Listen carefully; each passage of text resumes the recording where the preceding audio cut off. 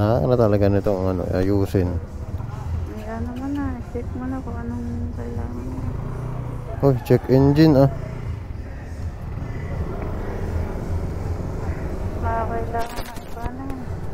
Bakit nag-check engine? Okay, off mo muna.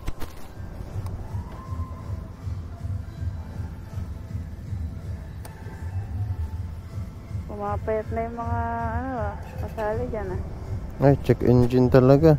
Bakit kayo? Ipacheck mo kaya doon mamaya. Sa ano? Kaya nangyari dito, ba't check engine?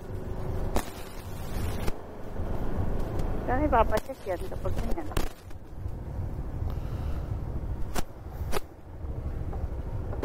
Sa may mga nagda-diagnose.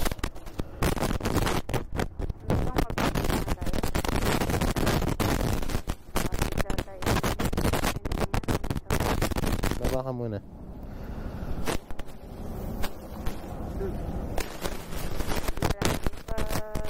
Ano na, ipagawa na.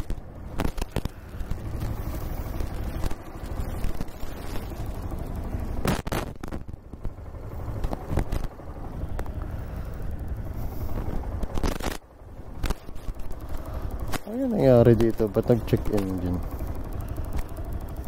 Di ba tumutulo lang siya? Wala yung effect. Hindi ba kayo ang problema niya? Hindi. Nag-i-start eh.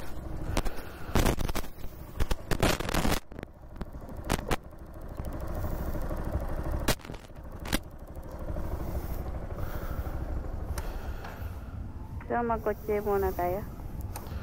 O hindi? Okay lang ito. Late na tayo makakarating pag nagkotse. Sige. Pag ano, ipatingin mo na ulit doon. Pwede ba ulit? Ano nangyari dito? O kaya mamayang gabi, dyan sa pinagpapagawaan mo dyan. Papacheck ko anong bakit nag-check. Ay pang test naman sila dyan eh na.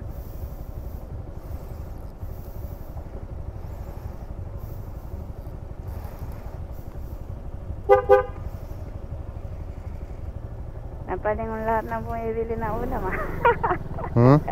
Napalingon lahat ng nandyan sa tindahan ng ulam. Nagbusina.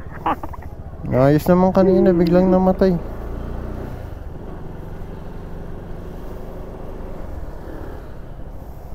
Nag-check engine oh.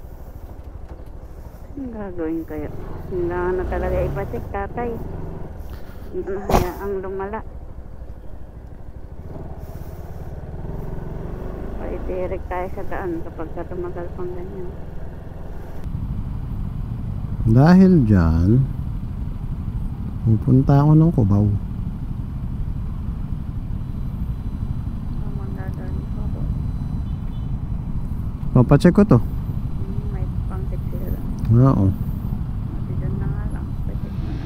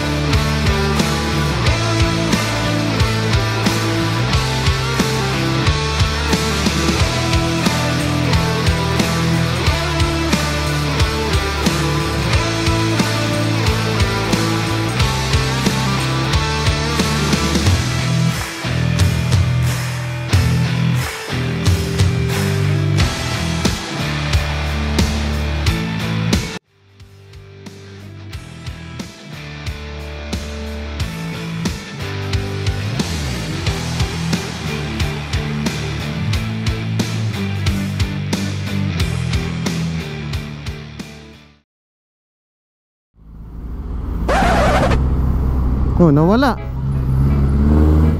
Biglang nawala. Nawala. Yung check engine.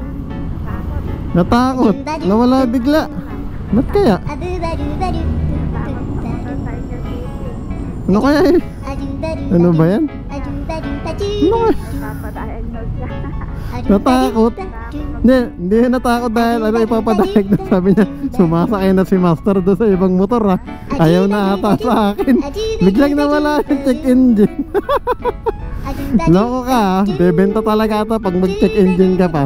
Di bali nung nakabisikleta na lang kami papasok. Buisit ka. Pinakaba mo ako.